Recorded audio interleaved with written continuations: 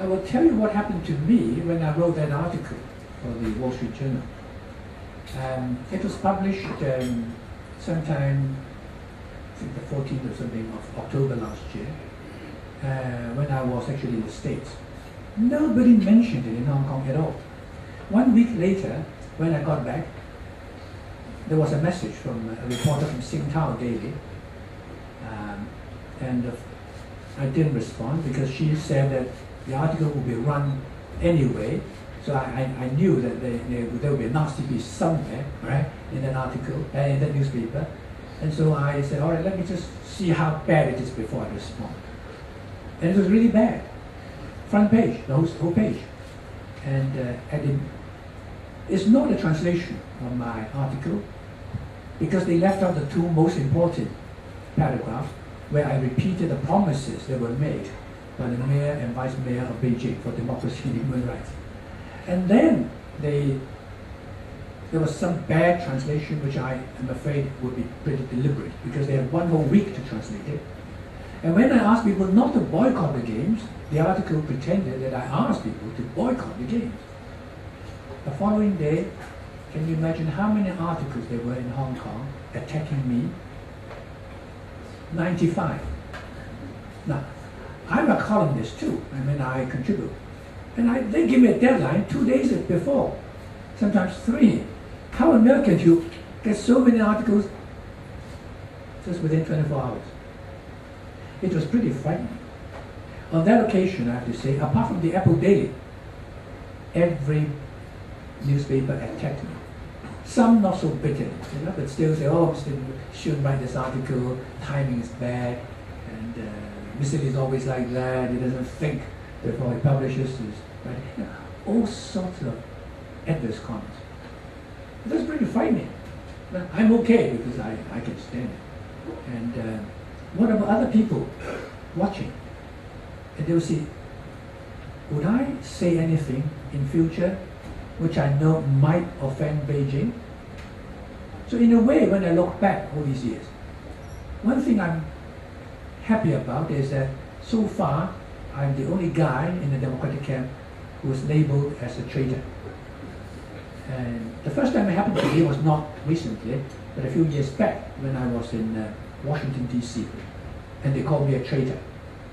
And a Hong Kong television crew happened to be there and interviewed me. Mr. Lee, what are your feelings? You are now called a traitor. I said to her, I feel greatly relieved. She looked at me. I said, now that they already called me a traitor, it can't be worse, can it? So I'm very relieved. But this sort of thing could happen to other people. And what will that happen to them? I shudder to think. But when it happens to me, fine, I'm still here. I still come, I still say things as I think. I still think things because I believe they have to be said, and I'll continue to do so inside Hong Kong and out of Hong Kong. But it could be a very serious thing. And I certainly appeal to the local mass media that if you sacrifice the freedom of the press freedom when you are in a good position to enjoy it, don't blame anybody. Don't blame anybody if you let go and do not exercise your own press freedom.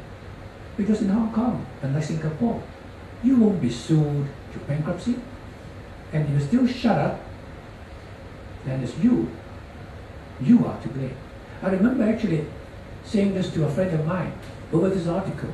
He said, Martin, I agree with everything you said there, but it's bad timing. I said, why? He said, because it's 2 weeks before our district council elections and 4 weeks before the Hong Kong Island by-election, when we all want Anson Chen to win, don't we? So I said, yes. But since you agree with me,